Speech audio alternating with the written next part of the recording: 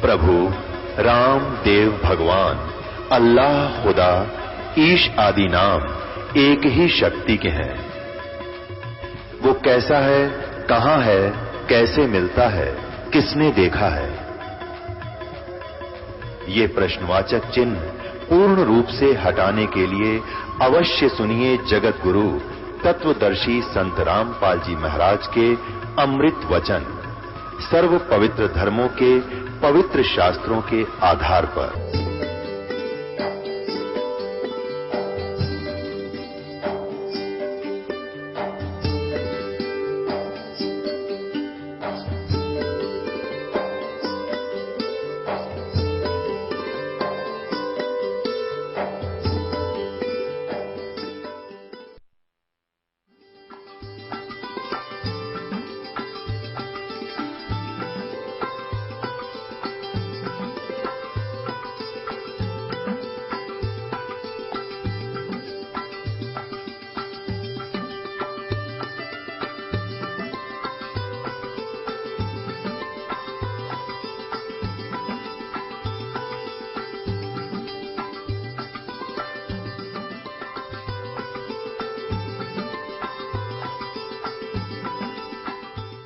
सतगुरुदेव की जय। बंदी छोड़ कबीर परमेश्वर जी की जय।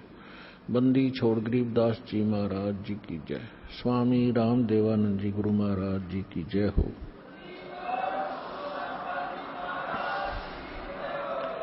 गरीब नमो नमो सतपुरुष को नमस्कार गुरु के नहीं। सुर नर मुनि जन साधुआं संतों सर्वस्वी नहीं। सतगुरु साहेब संत सब डंडो तुम प्रणाम। आगे पीछे मध्य हुए तिनको जा कुर्बान।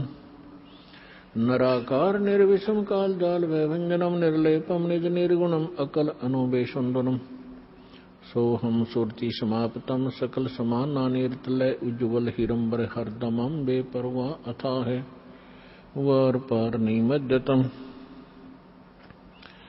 ग्रीव जो सुमर सिद्ध होई गणनायक गलताना।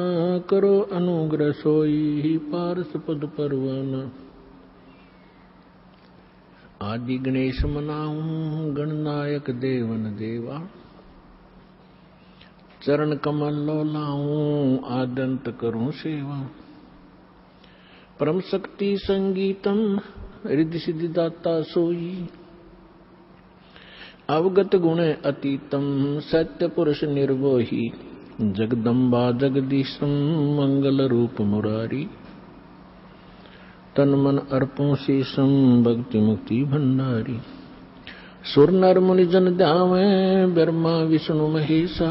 शेष शेष मुख गावे पूजय आद गणेशा। इंद्र कुबेर सरीखा वरुण धर्म राय ध्यावे। समृत जीवन जी का मन इच्छा फल पावे। 33 कोटि अधारा ध्यावे 88। उतरे बहुत जल पारा कट है यम की फांसी। 33 कोटि अधारा ध्यावे 88। उतरे बहुत जल पारा कट है यम की फांसी। ग्रीव कर जोरूं विनती करूं जोरूं चरण पर शीश। गुरु जी राम देवानंद जी महाराज ने दियो नाम बख्शीश। कोटि कोटि सिजदा करूं कोटि कोटि प्रणाम। चरण कमल में राखियो में बंदी जन गुलाम। कुत्ता हूँ गुरुदेव का रामपाल दास का नाम। गले प्रेम की जेवड़ी ही जाखें चोभा जाऊं। तो करो तो बावड़ू दूर दूर करो तो जाऊं। जो राखो तो ही रहूं। जो देव सुख सतगुरु पूर्ण ब्रह्म है। सतगुरु आप अलेख सतगुरु रमता राम है याम मीन न मेखो। गुरु बिन माला फेरते, गुरु बिन देते दान। गुरु बिन दोनों निष्फल है, चाहे पूछो वेद पुराण। जय इब कै सतगुरु मिले, सब दुख आँखों रोए। चरणों ऊपर शीश धरूं, कहूँ जो कहनी हो। कबीर साईं मिल लेंगे, पूछेंगे कुशलोत।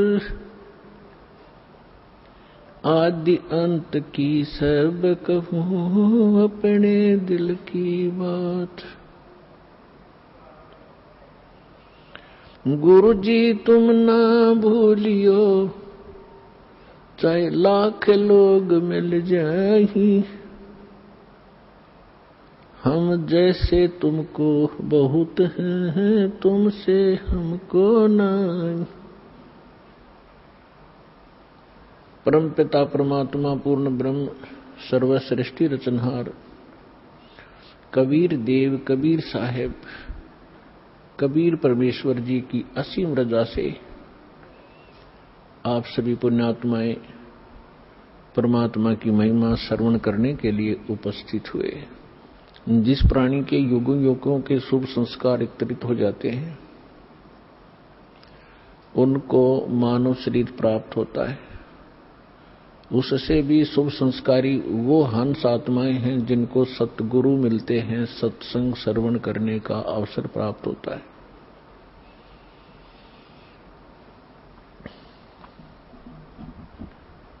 पुण्यात्माओं, आज तक हमें परमात्मा की ABC का भी ज्ञान नहीं था।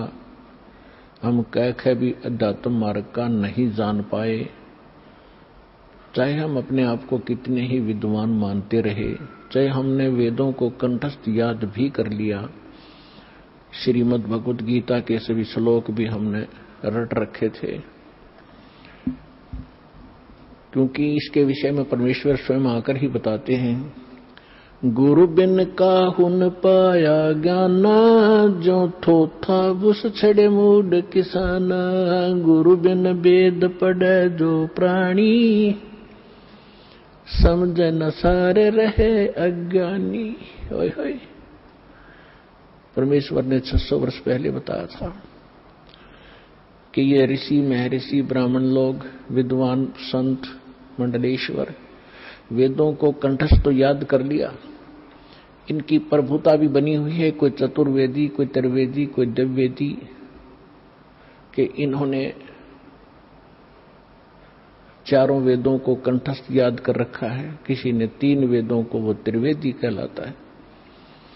किसी ने 2 वेदों को कंठस्थ याद कर रखा था, वो दिव्यवेदी कहलाते थे। अपने आत्माओं, यहां परमात्मा कहते हैं कि प्रत्येक प्राणी, प्रत्येक आत्मा, जब से वो परमात्मा कहते हैं मेरे से बिछड़ी है, उसी के तुरंत बाद इसको एहसास हो गया है कि हमसे गलती हो चुकी है और हमारी कोई अनमोल वस्तु हमसे छीनी जा चुकी है और उसके बगैर हम रह नहीं सकते, उसके बगैर हम सुखी नहीं हो सकते। उसको अब हम परमात्मा कहते हैं। तो जिस कारण से इस आत्मा ने उस वस्तु को पाने के लिए एक भरसक प्रयत्न किया और अभी तक वो सशक्त प्रयत्न जारी है। उसके लिए उन्होंने जंगलों में जाना, राज त्याग देना भी उचित समझा। शरीर नष्ट हो जाए, गल जाए, तपस्या कर करके उन्होंने भगवान पाना ही चाहा पर नहीं मिला। उन्होंने चारों वेदों को कंठस्थ याद कर लिया, पढ़ने लगे थे परमात्मा को खोजने के लिए। फिर वो याद हो गए, क्योंकि पहले शांत स्वभाव के लोग होते थे, वर्तमान की हाहाकार नहीं थी। बार बार के रिपीटेशन से, आवर्ती से ये कंठस्थ हो जाते हैं। तो उन्होंने चारों वेदों को याद कर लिया और कोई भी कहीं बोलता तो वो तुरंत उसके अध्याय और मंत्र को तुरंत सुना देता, जिस कारण से वो प्रभुता प्राप्त हो गए। और जब प्राणी को प्रभुता प्राप्त हो जाती है, परमात्मा से कोसों दूर हो जाता है, क्योंकि जीव साहब नहीं हो सकता, परमात्मा ही साहब है। अब आप देखते हो हम कितने अज्ञानी हो गए।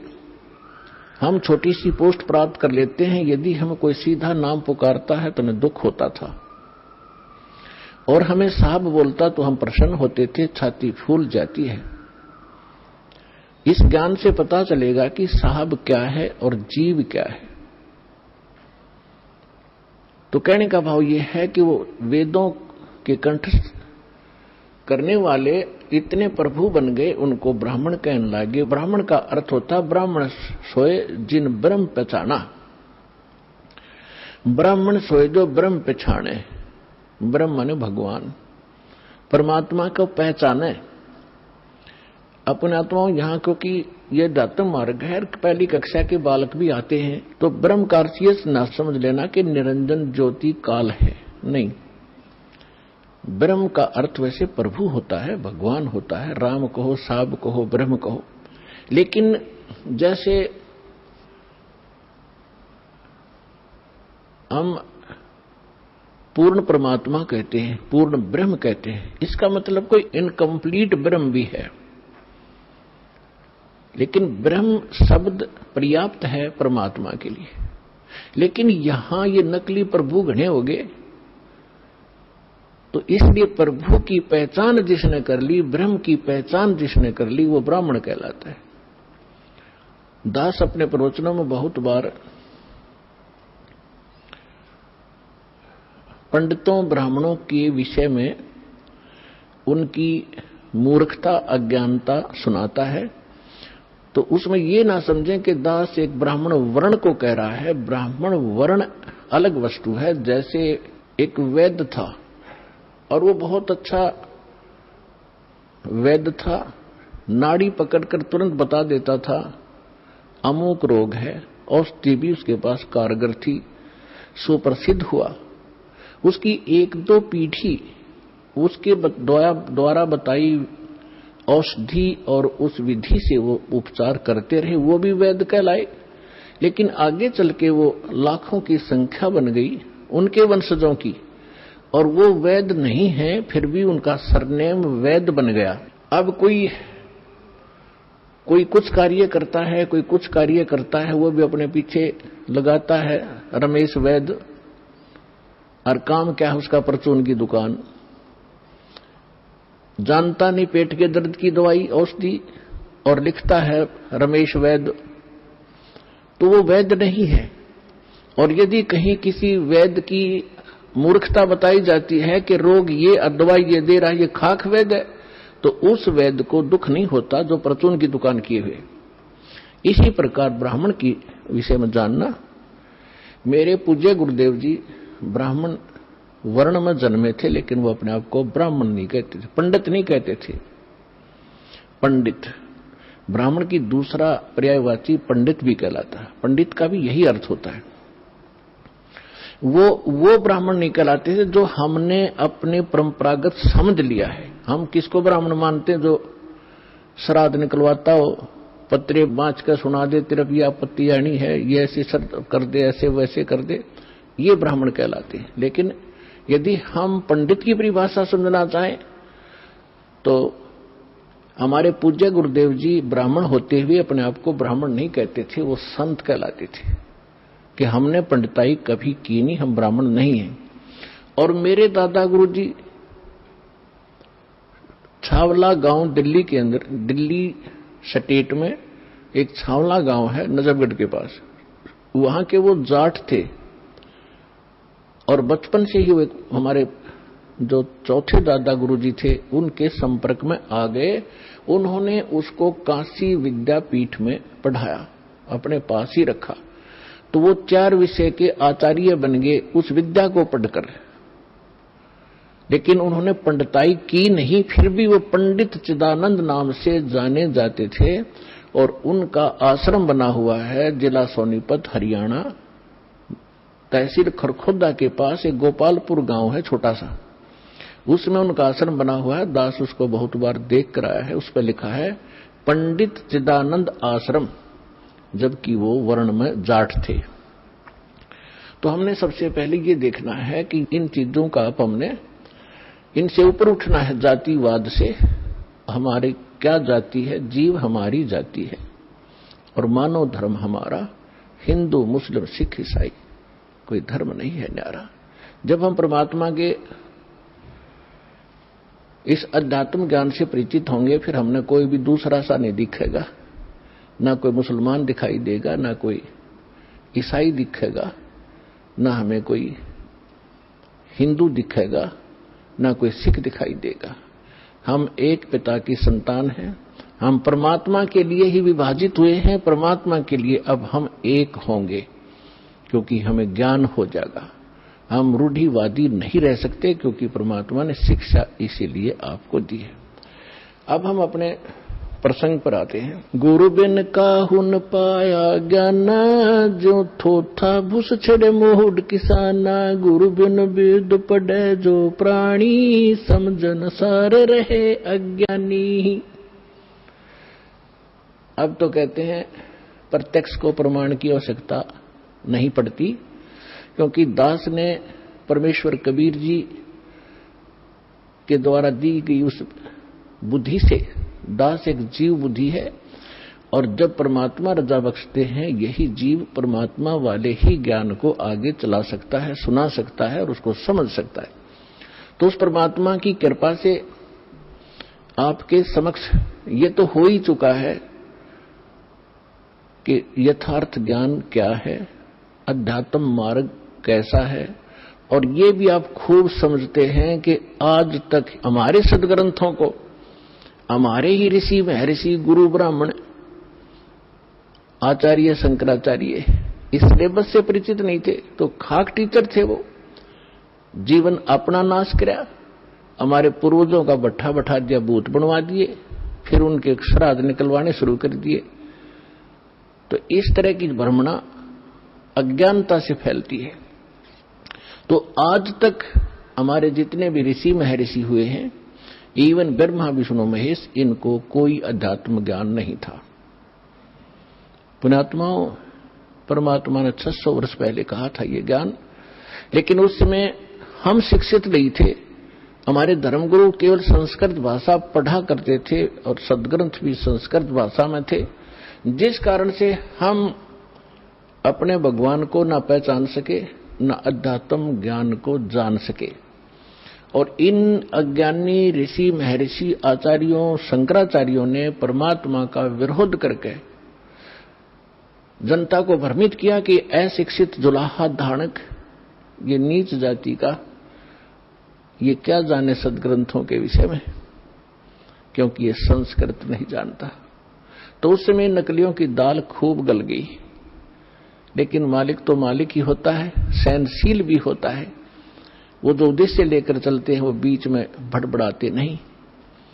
उसी समय धर्मदास नाम के एक महापुरुष परमात्मा की शरण में आए थे, जो हिंदू धर्म में जन्मे थे, और ये इन्हीं भगवानों की पूजा किया करते थे, जिसके विषय में परमात्मा कबीर जी कहा करते थे, तीन देव की जो करते भक्ति, उनकी कदे ना होवे मुक्ति। 600 वर्ष पहले चौराहे पर खड़ा होकर कहा करते परमात्मा, जहां ये ब्राह्मण कथा कर रहे होते थे, तो उस समय परमात्मा के बहुत मार पड़ा करती थी, पीटा करते थे, घसीटा करते थे। लेकिन परमात्मा सत्य है, उसके वचन सत्य है, उसका अस्तित्व सत्य है, वो झूठ ना कह सकता और ना ही वो झूठ होता है। तो तब धर्मदास नाम के एक महापुरुष बड़े विचलित हुए। अब जो प्रसंग चल रहा है हम उसी पर आते हैं। इस ज्ञान को बताने के लिए परमात्मा स्वयं आते हैं। परमात्मा की पहचान करने के लिए हमारे सदग्रंथ पर्याप्त हैं, जिनको आज तक हम शिरोधार्य माना करते थे। पवित्र चारों वेद, ऋग्वेद, यजुर्वेद, अथर्ववेद और सामवेद, इन चारों वेदों को हम सत्य मानते हैं, पूरा विश्व सत्य मानता है। विशेषकर हिंदू धर्म के नाम ये लिख दिए गए हैं कि हिंदुओं के ग्रंथ हैं, तो हिंदू तो इसको सत्य मानते ही मानते हैं। दूसरे श्रीमद् भगवत गीता, वेदों से भी प्रथम स्थान आज श्रीमद् भगवत गीता जी का है, क्योंकि ये एक छोटा ग्रंथ है और चारों वेदों का निष्कर्ष है, और उसके बाद 18 पुराण। तो हमारे जो धर्मगुरु अब लगभग 2,500-3 हजार वर्ष से जो हमारे धर्मगुरु रहे हैं, उन्होंने केवल पुराणों को ही महत्व दिया और साथ में श्रीमद् भगवत गीता को भी उन्होंने समांतर सम्मान दिया है और इन्हीं के पठन पाठन से मोक्ष बताया है। और उन्होंने ये भी कहा है कि हम जो ज्ञान दे रहे हैं इन्हीं ग्रंथों के आधार से दे रहे हैं। तो पुण्यात्माओं, परमात्मा को पहचानना पड़ेगा। जब तक हमें ये विश्वास नहीं होगा कि ये सामने रखा एक चमकीला पत्थर वास्तव में हीरा है, लाल है, इसकी कीमत इतनी है, तब तक हम उसका दाम नहीं लगा सकते, उसका मूल्य चुका नहीं सकते, दे नहीं सकते, उसको ग्रहण कर ही नहीं सकते, क्योंकि वो कीमती इतना है। इसी प्रकार जब तक हम परमात्मा को नहीं पहचानेंगे और हमें दृढ़ विश्वास नहीं होगा कि सचमुच ये है भगवान, तो तब तक हम दृढ़ नहीं होंगे, उसकी कीमत दे नहीं सकेंगे, अर्थात हम उसको प्राप्त नहीं कर सकते। तो उसके लिए हमने सबसे पहले हमने ये जानना होगा, दृढ़ निश्चय करना होगा कि जिस परमात्मा को हम प्राप्त करने के लिए प्रयत्न करेंगे, उसके लिए जो भी कीमत हमने देनी पड़ेगी वो देंगे, तो वास्तव में वो परमात्मा है भी कि नहीं। तो उसकी पहचान के लिए हमने कोई आधार बनाने पड़ेंगे। उसके लिए आधार क्या है? सर्वप्रथम हमारे सद्ग्रंथ। वैसे तो सर्वप्रथम हम मानते हैं प्रत्यक्ष दृष्टा को, लेकिन फिर भी हम अपने उस थ्योरी को हम नकारा नहीं कर सकते, जिसको आज तक श्रोधार्य मानते रहे और सत्य मानते रहे। तो हम पहले थ्योरी फिर प्रैक्टिकल दोनों से हम सिद्ध कर लेंगे कि सचमुच कौन है परमात्मा। तो इसके लिए हमने सबसे पहले अपने सद्ग्रंथों की थ्योरी को देखेंगे कि उनमें क्या लिखा है, और फिर प्रैक्टिकल। जब दोनों एक जैसा रिजल्ट देंगे तो ही इज गॉड, वो परमात्मा है।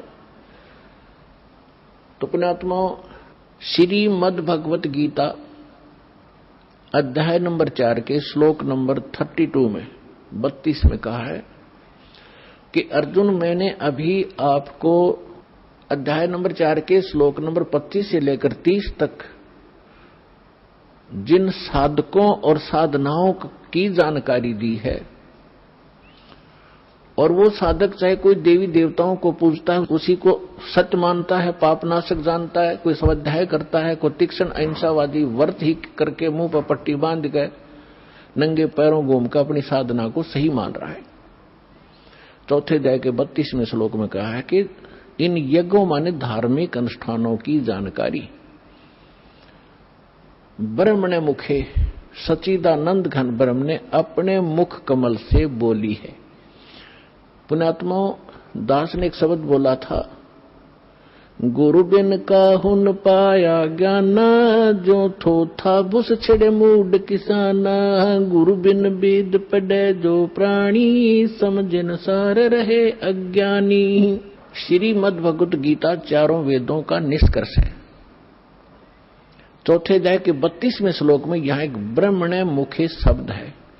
इस ब्रह्मणे मुखे शब्द का हमारे अनुवादकर्ताओं ने इस दास से पहले जो अनुवाद दास ने किया है, गहरी नजर गीता में एक पुस्तक बनाई है, यानी उसका अनुवाद समझो श्रीमद् भगवत गीता का अनुवाद है, उसका नाम लिखा है गहरी नजर गीता में। इससे पहले जितने महापुरुषों के आप अनुवाद उठाकर देखोगे, उसमें क्या लिख रखा है? वेद की वाणी में ब्रह्मणे मुखे का अर्थ किया है वेद की वाणी। और इन्हीं अनुवादकर्ताओं ने 17वें अध्याय के 23वें श्लोक में इसी ब्रह्मणे का अर्थ किया है सच्चिदानंद घन ब्रह्म। वो यथार्थ अनुवाद है, वो सही अर्थ है। यहां ये विचलित हो गए। तो ये विद्वान नहीं थे, इसलिए इन्होंने अनुवादों का अड़ंगा कर दिया। अपनी ओछी सोच से अर्थ भी अनर्थ कर दिए। ब्रह्म का अर्थ भगवान होता है, तो ब्रह्म का अर्थ कोई वेद करता है तो महामूर्ख है। वेद एक सिद्धांत है, संविधान है, भगवान की जानकारी देता है, उसके नियम बताता है, और ब्रह्म भगवान है। जैसे एक राजा है, राजा का संविधान है, वो उसके नियमों का, उसके अंदर उसके सारे नियम लिखे हुए हैं, कैसे एक प्रजा को रहना चाहिए, क्या अपराध है, कैसा ना करना चाहिए।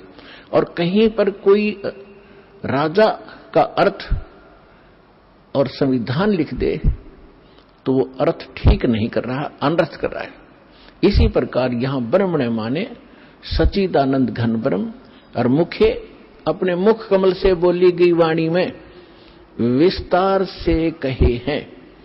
सच्चिदानंद घन ब्रह्म ने अपने मुख कमल से बोली उस अमृत वाणी में उन धार्मिक युगों की जानकारी, अनुष्ठानों की जानकारी विस्तार के साथ कही है, और उसको तत्व ज्ञान कहते हैं। और उसको जानने के बाद तो सभी कर्मों से मुक्त हो जाएगा। अब गीता ज्ञान दाता कौन है? ये ब्रह्म है। जैसे दास ने शब्द सबसे पहले ये बोला था कि ब्रह्म शब्द पर्याप्त है, लेकिन ब्रह्म का अर्थ भगवान कहो, साब कहो, राम कहो, तो ये सत्संग एक ऐसा जटिल समस्या बन गई, ये अध्यात्म मार्ग, कि दास यदि किसी पॉइंट को कच्चा छोड़ के आगे चलेगा तो प्रथम बार सुन रहा भक्त कुछ नहीं समझ पाएगा।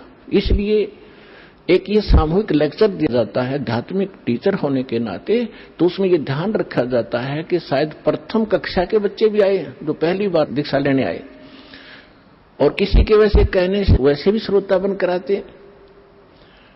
तो ये इसलिए यहां थोड़ा सा डिफाइन करेंगे। जैसे साहब कहो, ब्रह्म कहो, राम कहो, गॉड कहो, अल्लाह कहो, खुदा कहो, ईश कहो, ब्रह्म कहो।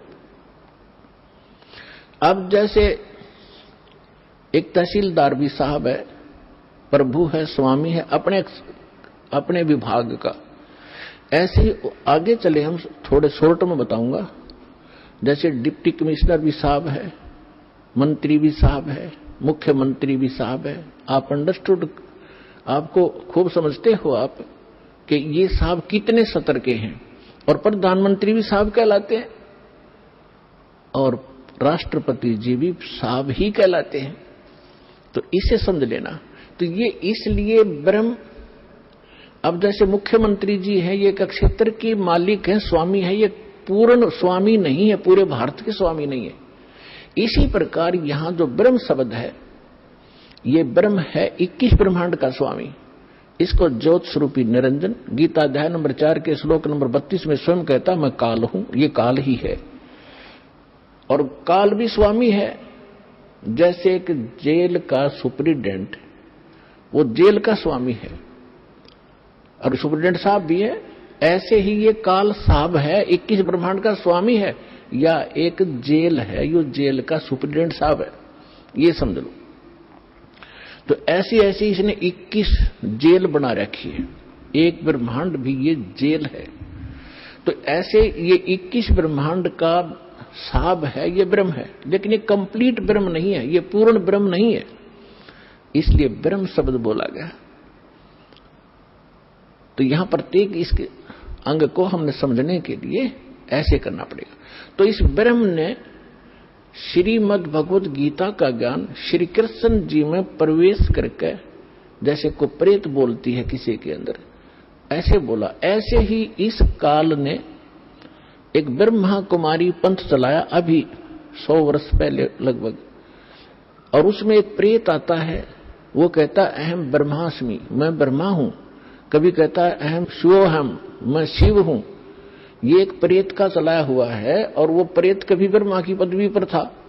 जैसे कोई गांव का प्रधान सरपंच रिटायर हो जाता है, उसको अगली बार नियुक्त नहीं किया जाता, तो लोग फिर भी उसको सरपंच साहब कहते हैं, प्रधान साहब बोलते हैं, सोरा जी रहा है।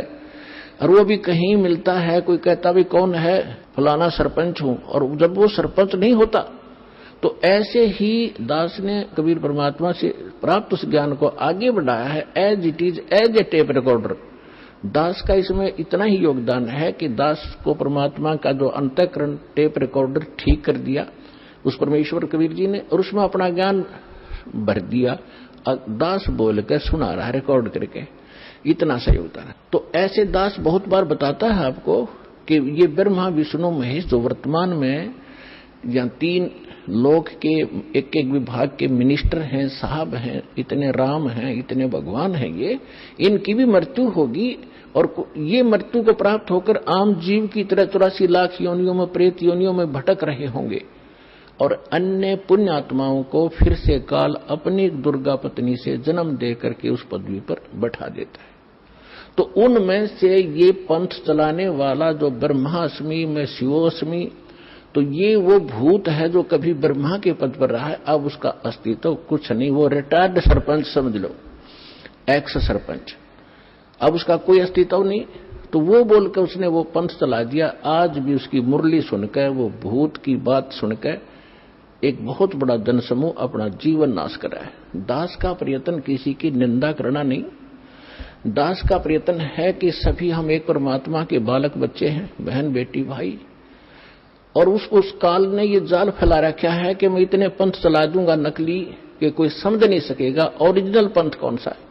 तो दास ऐसा प्रयत्न कर रहा है कि जैसे पहले के, अभी बहुत बार होती रहती है घटनाएं कि कोई 500,000 के नोट नकली छाप देता है, और सरकार को जो पता चलता है तो दोनों ओरिजिनल और डुप्लीकेट दोनों के दोनों मीडिया के माध्यम से, समाचार पत्रों के माध्यम से उनकी पहचान कराई जाती है कि ये इस टाइप का डुप्लीकेट है, ये ओरिजिनल है। तो सरकार निंदा नहीं कर रही होती, एक महापरोपकार करती है। तो दास का यही प्रयत्न समझ लेना कि हमारे जो यथार्थ सदग्रंथ हैं वो तो हमारे ओरिजिनल नोट हैं, ओरिजिनल सदग्रंथ हैं, और उसके अतिरिक्त कोई अनुभव बता रहा है, कोई मार्ग चला रहा है, वो डुप्लीकेट है, वो हानि हो रही उनके जीवन की। तो दास ने कोई शौक नहीं है किसी की, जिसको आप आलोचना का नाम देते हो तो आपकी बुद्धि अच्छी नहीं है, आपको अध्यात्म ज्ञान नहीं है। तो इसी प्रकार ये काल ने स्वयं, इसमें श्री कृष्ण जी के अंदर स्वयं काल प्रवेश कर गया। श्री कृष्ण भी ये 3 लोक के प्रभु हैं, एक विभाग के, इसके अंदर आम प्रेत नहीं प्रवेश कर सकता, इनके अंदर, इनमें इतनी पावर होती है। तो उनके अंदर काल स्वयं आया और उसने गीता का ज्ञान दिया। तो यहां ब्रह्म बोल रहा है इस गीता को। अब हम परम अक्षर ब्रह्म कहेंगे, उसको पूर्ण ब्रह्म कहेंगे, जो इससे अन्य परम शक्ति है, और उसको हमने पाना है। अब क्या कहा है कि वो सच्चिदानंद घन ब्रह्म ने अपने मुख कमल से, गीता ज्ञानदाता स्वयं कह रहा है, उस धार्मिक अनुष्ठानों की जानकारी विस्तार के साथ कही है, और उसको तत्व ज्ञान कहते हैं। और उस ज्ञान को प्राप्त करके प्राणी सभी कर्मों से मुक्त हो जाता है, उसका वो छुटकारा पा लेता, उसका पुनर्जन्म नहीं होता। चौथे अध्याय के 34वें श्लोक में कहा कि अर्जुन, उस तत्व ज्ञान को जो परमात्मा स्वयं आकर अपने मुख कमल से वो वाणी बोलता है, वो तत्व ज्ञान है। उस तत्व ज्ञान को, उसको सूक्ष्म वेद भी कहा है। उस तत्व ज्ञान को तू तत्वदर्शी संतों के पास जाकर समझ, उनको दंडवत प्रणाम करने से, कपट छोड़कर सरलता पूर्वक प्रसन्न करने से वो तत्वदर्शी संत तुझे उस परमात्म तत्व का अर्थात तत्व ज्ञान का उपदेश करेंगे। अब 15वें अध्याय के प्रथम मंत्र में उस तत्वदर्शी संत की पहचान भी बता दी है कि जो संत उल्टे लटके हुए संसार रूपी वृक्ष के, ये संसार रूपी वृक्ष है अर्जुन, ऊपर को जड़ है, वो तो पूर्ण परमात्मा है, पूर्ण ब्रह्म है, जिस जो सबका धारण पोषण करता है। 15वें अध्याय के 1 से लेकर 4 श्लोक में और 16-17 श्लोक में 3 पुरुष तीन भगवान, तीन ब्रह्म स्पष्ट किए हैं। सरपुरुष कहो, सरब्रह्म कहो, ये तो काल है। सर माने नासवान, ये 21 ब्रह्मांड का स्वामी, ये सरब्रह्म है। और दूसरा अक्षर ब्रह्म, अक्षर पुरुष कहो, चाहे प्रभु कहो, स्वामी कहो, राम कहो, ब्रह्म कहो, ये 7 संख्य ब्रह्मांड का स्वामी है। इसकी आयु बहुत लंबी है, लेकिन इसकी भी मृत्यु है, इसलिए इसको भी अक्षर पुरुष कहा है। ये चिरस्थायी है। और फिर तीसरे नंबर का जो परमात्मा है, परम अक्षर ब्रह्म कहलाता है, वो बताया उत्तम पुरुषत्व अन्य, जो 17वें श्लोक में कहा 15वें अध्याय के, उत्तम पुरुषत्व अन्य परमात्मा इति उदाहरत है। ये लोग तरम अविश्य विवर्ती अवैश्वर है। वो परमात्मा इन दोनों से अन्य है, जो 15वें अध्याय के 16वें श्लोक में सरपुरुष और अक्षर पुरुष कहे हैं। इनसे कोई अन्य है वो परमात्मा जो सबका धारण पोषण करता, तीनों लोकों में प्रवेश करके। तो 15वें अध्याय के प्रथम श्लोक में बताया कि ऊपर को जड़ और नीचे को शाखा वाला ये उल्टा लटका हुआ संसार रूपी पीपल का वृक्ष समझो, एक फॉर एग्जाम्पल दिया है। और जो संत इसके सभी विभाग बता दे, न्यारे न्यारे, भिन्न भिन्न, सवेदवित, वह वेद के तात्पर्य को जानने वाला है, वह वेद का ज्ञाता है, वो तत्वदर्शी संत है। तो पुण्यात्माओं, 600 वर्ष पहले परमात्मा स्वयं आए थे, जैसा उनका विधान है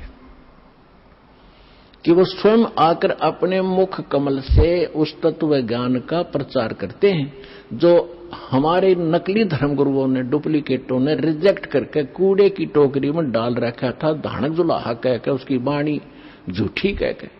आज दास को परमात्मा ने जोरी बनाया, उस लाल को परखा और उसको कूड़े की टोकरी से उठाकर आज सिद्ध कर दिया कि Kabir is God, Kabir is God, Kabir is complete God.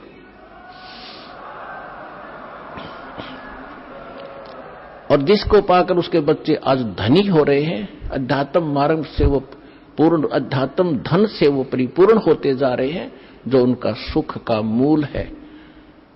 और शास्त्र विरुद्ध साधना दुख की मूल होती है, जो आज तक हम सभी करते रहे। अब जो प्रसंग चल रहा है उसी पर आते हैं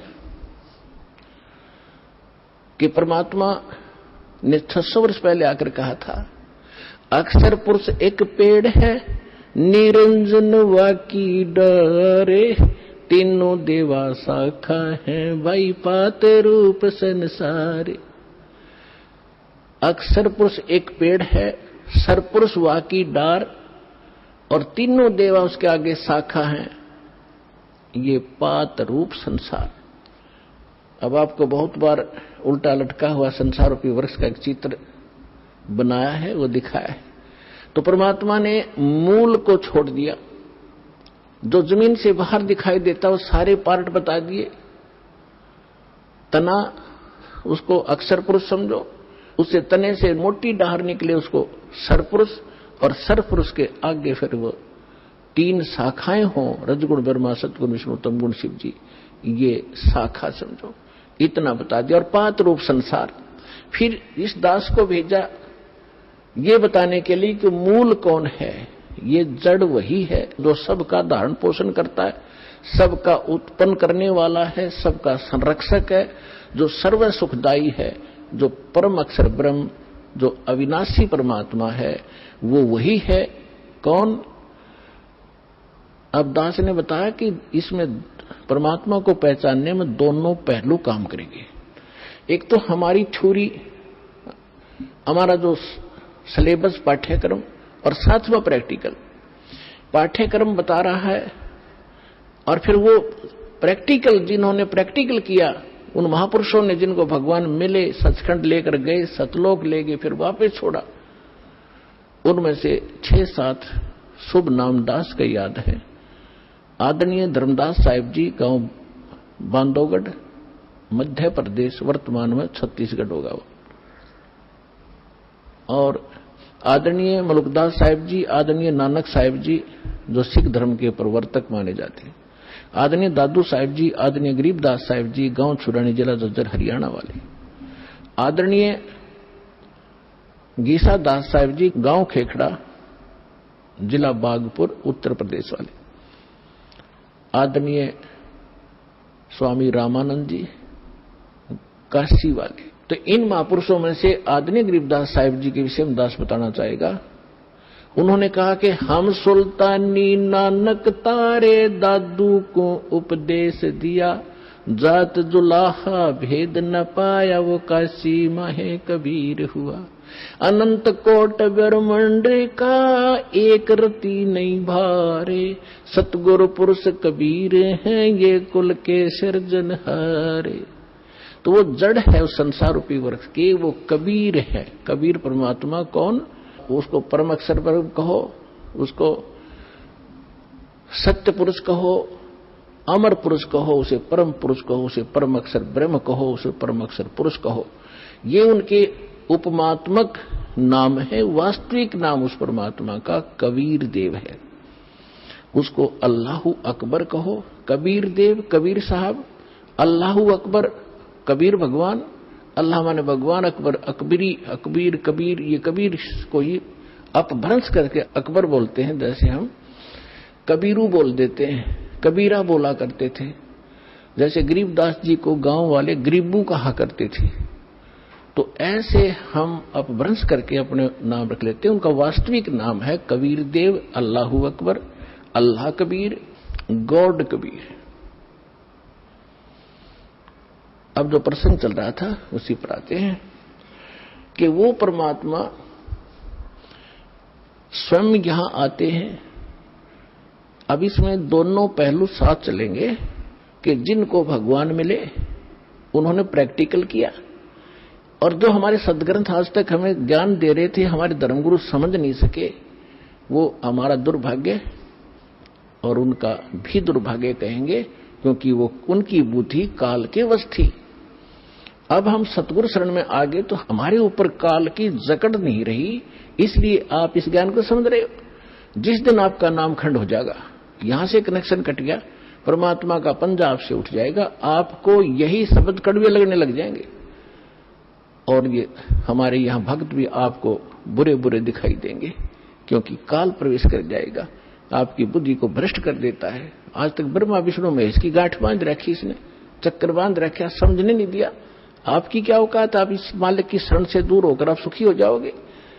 जून का महीना हो और एसी रूम से बाहर निकल के कोई सुखी हो सकता है? शराब पी कर निकले जा बाहर, गली में पड़ा रहो।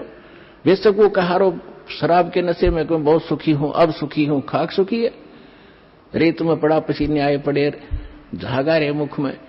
तो ऐसी दशा उन लोगों की जो भगवान से दूर हटकर इस काल के खेमे में खेल खेल रहे हैं। चाहे वो भक्ति कर रहे हैं, वो भक्ति भी नकली, या संसारिक सुख प्राप्त करने के लिए को प्रयास कर रहे हैं, क्योंकि इस काल की साधना से सुख हो ही नहीं सकता। सुख होगा तो इस परमात्मा की ही रजा से, इस साधना से होगा। आदरणीय गरीबदास साहिब जी ने प्रैक्टिकल बताया कि अजब नगर में ले गए हमको सतगुरु आने, अजब नगर में ले गए हमको परमेश्वर आने। आन माने आके, अजब नगर में, ऐसे अजब कमाल के लोक में लेके गए भगवान मुझे खुद आकर के। और जल के बिंब अगाध गति हम सूते चादर ताड़े। अजब नगर में ले गए हमको सतगुरु आन, यानी वो सतगुरु भी हैं, वो भगवान भी हैं। जो सतगुरु होता है, सच्चा ज्ञान जो देता है भगवान ही देता है, भगवान ही सच्चा ज्ञान दे सकता है। तो उनको सीधे भगवान मिले थे, सतगुरु कहो चाहे परमेश्वर कहो। अजब नगर में ले गए हमको परमेश्वर आने, आन माने आके। ये हमारी देसी भाषा हरियाणा की लैंग्वेज में देखा ग्रंथ है। और जल के बिंब अगाध गति वहां सूते चादर तान, चादर तान के सोना, यानी कति निश्चिंत हो जाना, बेफिक्र होकर सोना। एक मुहारा है यहाँ देसी कि अच्छा चादर तान के सोए है, सारे काम कर लिए। तो इस तरह कहते हम तो निश्चिंत हो गए कि साधना हमारी सत्य भगवान मिल गए, आंखों सतलोक देख लिया, सत्य साधना करते रहेंगे, गलती हम करें नहीं, हम निश्चिंत हो गए। हमारे अंदर कोई अब शंका नहीं रही कौन भगवान है। और क्या उसको प्राप्त करने का मेथड है, वो सब कंप्लीट प्राप्त हो गया, आंखों देखा। तो दास आपको इतना ही दृढ़ करना चाहता है। देखो, माता पिता अपनी बिटिया का विवाह करते हैं तो वो जाकर लड़के वाले का घर भी देखते हैं, उसकी प्रॉपर्टी से भी परिचित होते हैं, अन्य थर्ड पर्सन से भी पूछते हैं, फिर वो आकर घर बताते हैं कि हम जो लड़का देख कर आए हैं उसके ये बिजनेस है, उसके ये व्यापार है, इतनी उसको प्रॉपर्टी है। तो लड़की को कोई डाउट नहीं होता क्योंकि पिता बता रहा है। थर्ड पर्सन कहे तो शायद शंका हो जाए। तो इसी प्रकार उस परम पिता ने आके आपको ज्ञान दिया है कि जहां तुम जाओगे वहां क्या क्या सुख सुविधाएं हैं, तो आपको डाउट नहीं रहना चाहिए। और फिर साथ के साथ अपने गवाह भी तैयार कर रखे। अब लड़की न्यू कहे कि मैं जाकर देख के आऊंगी, तो वह भी एक बात है, देखा पिताजी झूठ नहीं बोल रहे। तो इसी प्रकार आप जी ने एक नेक भक्त का भी आचरण एक दिखाना है कि जो दास बोल रहा है वो किसी डूम भाट के गीत नहीं है, गॉड गिवन स्पिरिचुअल नॉलेज है, एच इट इज, जो भगवान ने बताया। और जिन महापुरुषों को भगवान मिले उन्हें जो का तो सेकंड किया, हमारे सदग्रंथ बता रहे। अब आपको श्रीमद् भगवद गीता से परिचित कराया, और विशेषकर हिंदू समाज तो जो भगवान की तरफ में पहले से ही लगे हैं, तो उन्होंने तो गीता का पाठ रोज कर ही रखा तकरीबन। दास एक बार 2003 के अंदर उदयपुर के अंदर सत्संग कर रहे थे, थोड़ी सी संगत होती थी, और हमारे पास एक प्रोजेक्टर सिस्टम हमने किया था, और टीवी पर दास दिखा रहा था, बता रहा था। एक बहन सुन रही थी, उसमें प्रोजेक्टर सिस्टम नहीं था, केवल टीवी ही पर हम दिखा रहे थे। टीवी पर थोड़ी बहुत दूर दिखा करते, थोड़े आदमी बैठा करते। उसके तुरंत बाद हमने प्रोजेक्टर ले लिया था भक्तों ने। तो सत्संग कर रहा था, उसमें बताया सारा कुछ, गीता को दिखाया। फिर मैं नीचे आकर एक चारपाई डली थी, उस पर बैठ गया। 10-20 भगत, कुछ शंका समाधान वाले, कुछ दीक्षा के इच्छुक आकर बैठ गए। तो एक बहन कहने लगी, जी मैं तो व्रत करती हूं, शुक्रवार का मैं छोड़ूंगी नहीं। मैंने कहा, बहन आप गीता को मानते हो? कहा गीता डेली पढ़ती हूं। मैंने कहा 6 अध्याय के 16वें श्लोक में गीता जी में लिखा है कि अर्जुन, ना तो ये साधना, ये योग अधिक खाने वाले की सफल हो सकती, और ना बिल्कुल न खाने वाले की, बिल्कुल ना खाना, व्रत रखना, और ना ज्यादा जागने वाले की। लोग दिखावा होगा, मैं 2 बजे उठ लेता हूं, प्रसाद ना करता हूं और सोता ही नहीं रात ने। नहीं, नाम उठत ना हम बैठत, नाम सोवत जागवे, नाम खाते नाम पीते, नाम सेती लागवे। ठीक है, जो वृद्ध हैं जिनको काम नहीं, किसी टाइम उठो और बैठो करो सेवा साधना, लेकिन सारा दिन मेहनत करने वाला आदमी कैसे उठ लेगा? 2 बजे 10 बजे सोया हुआ, या 11 बजे सोने पाओ आजकल। तो कहने का भाव यह है कि ना घना जागने वाले का, और ना घना ज्यादा सोने वाला भी मूर्ख है। संध्या पढ़कर सोया उठे 9 बजे, वो क्या भक्ति करेगा? तो कहते सब संयम रखो, सबके अंदर संयम, हर तरह का संयम रखकर साधना करने से होता है। तो मैंने इतना ही कहा था कि गीता अध्याय नंबर 6 के श्लोक 16 में नोबलिजी बिल्कुल सही है, और मैं रोज पढ़ती थी। आज बुद्धि खुली है मेरी। माँ बेटी, आज तक तुम्हारी बुद्धि काल ने जकड़ रखी थी, रोज पढ़ा करते। मोती मुक्ता दर्शत नाही, ये जग है सब अंदरे, दिखत के तो नैन चश्म, इनका फेरा मोतिया बंदरे। ये बड़े विद्वान पंडित थे, बड़े लय ला कर गीता का पाठ करा करते थे, बड़ी मधुर वाणी से श्लोकों का उच्चारण किया करते थे 1 घंटे तक। तो खाक था उनके पास, मोतिया बंद था, उसको पता नहीं इसमें बोल क्या रखा, तुम कर क्या रहे हो।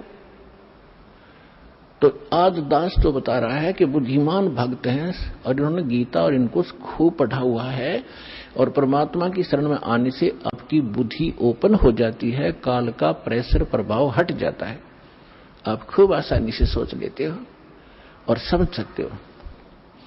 तो गीता के अंदर जो दास ने प्रमाण दिए, विशेषकर हिंदू समाज जिनसे खूब परिचित है कि ऐसा ही लिखा है, लेकिन समझ नहीं सके थे। आप विद्यार्थी, अगर विद्यार्थी सिलेबस समझ ले तो फिर टीचर की क्या आवश्यकता है, फिर आप पे पड़ जाते सारे। तो टीचर इसलिए बनाए जाते हैं कि सब अनुभव करते हैं, सिलेबस को पढ़ते हैं, फिर बच्चों को सुनाते, फिर प्रैक्टिकल करवाते हैं। थ्योरी से प्रैक्टिकल होता है, एज इट इज होगा, बिल्कुल सही होगा। अब आपको सुनाते वेदों से। वैसे वेद चारों वेदों का सारा श्रीमद् भगवद गीता है, लेकिन इस मन के अंदर ज्यादा ही अड़ंगा भर दिया इन अज्ञानियों ने, तो वेद भी पैरेलल साथ लेने पड़ेंगे हमें। परमात्मा की पहचान क्या है, वो क्या करता है। अब जैसा भी आपने पाठ प्रकाश के समय सुना कि सतलोक से चलकर आए, वो परमात्मा सतलोक से चलकर आए कबीर जी।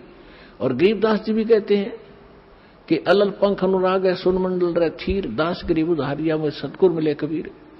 और अजब नगर में ले गए हमको सतगुरु आने। धर्मदास जी कहते हैं सतलोक से चलकर आए काटन यम की जंजीर। मुलुकदास जी भी कहते हैं कि अमरलोक से चलकर आए काटन यम की जंजीर। तो इसी प्रकार सभी महापुरुषों ने जिनको परमात्मा मिले हैं, रामानंद जी ने कहा कि दो ठोर है एक तू, भया एक से दो। और गरीबदास हमकार ने तुम आए हो मगजो, वहां से चलकर आए हो।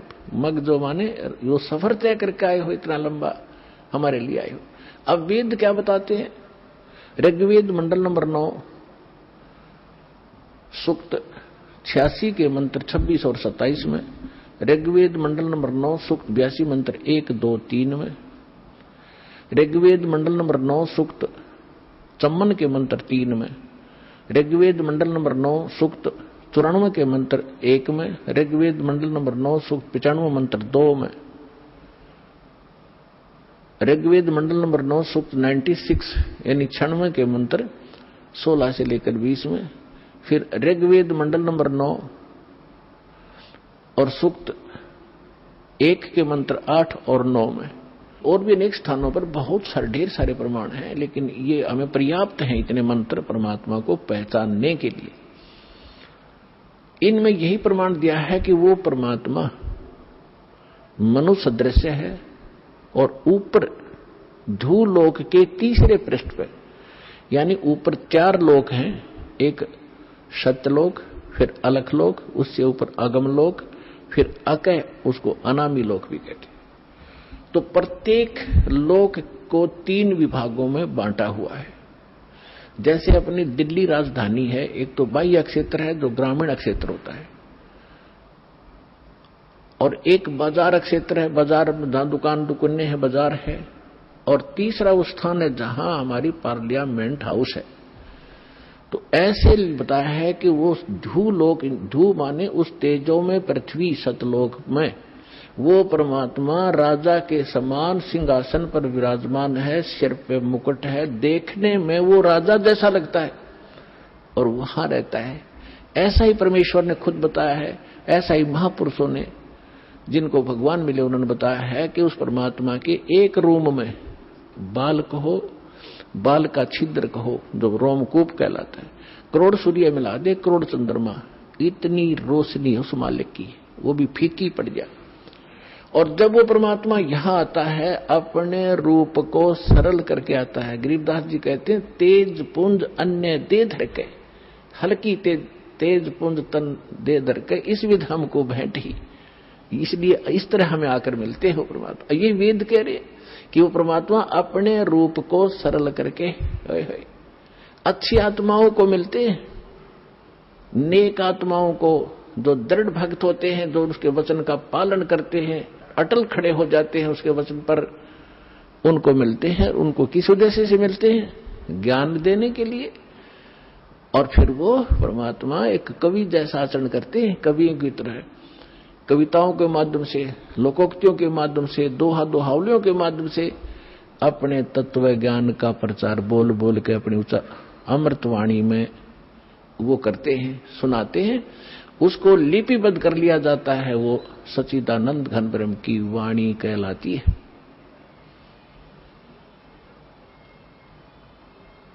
अब ये तो वेदों ने बताया, उसमें स्पष्ट बताया कि परमात्मा कबीर देव है, उसका नाम कबीर साहब है। कबीर देव मन परमेश्वर, भगवान, अल्लाह, खुदा, गॉड, साहब।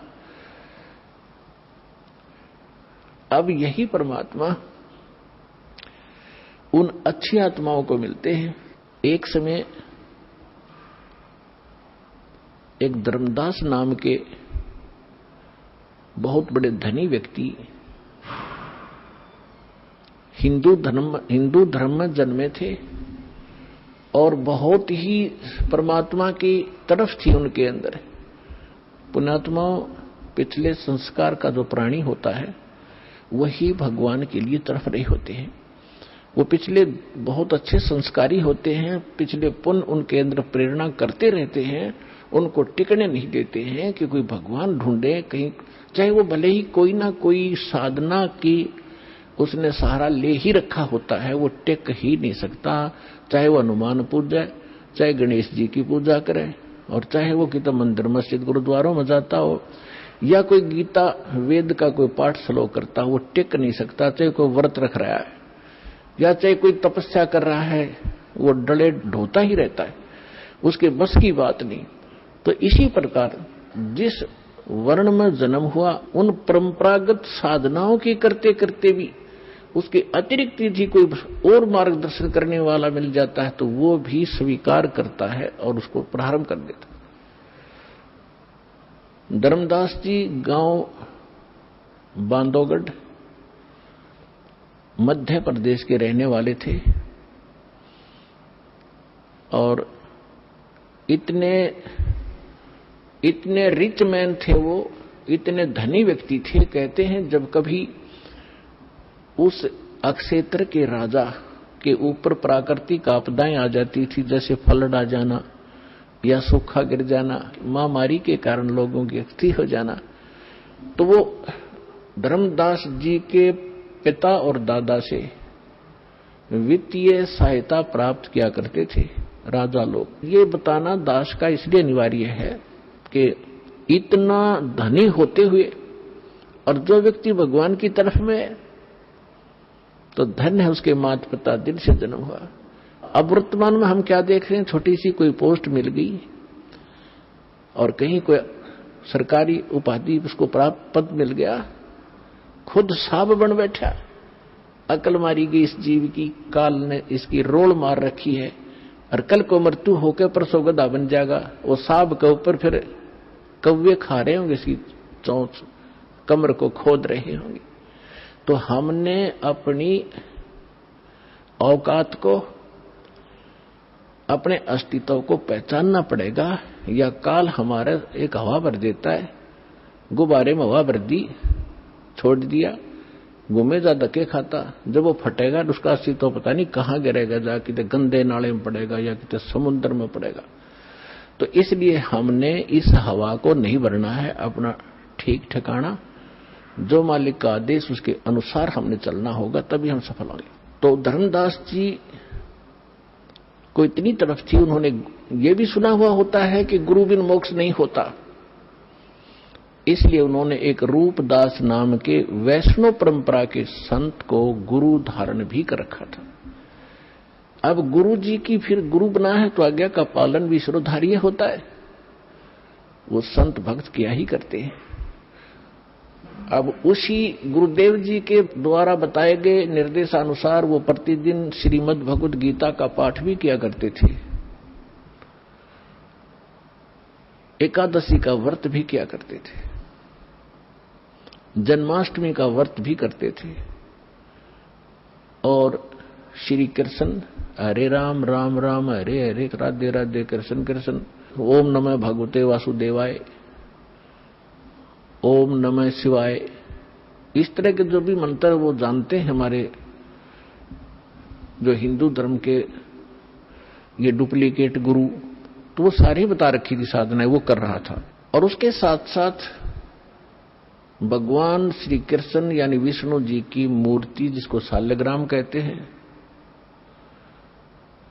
उसकी भी पूजा अर्चना प्रतिदिन करना, जिसको कर्मकांड कहा जाता, कर्मकांड का एक हिस्सा है, वो भी किया करते थे। और गीता जी का नित्य पाठ भी करते थे। सभी तीर्थों का भ्रमण करने से भी मोक्ष उसको बता रखा था। अब बच्चा क्या होता है, अध्यापक ने जो सिलेबस बता दिया वो तो फाइनल समझता है। जो कहा ठीक है जी। इतना बड़ा सेठ मन में आई कि तीर्थों का भ्रमण किया जाए,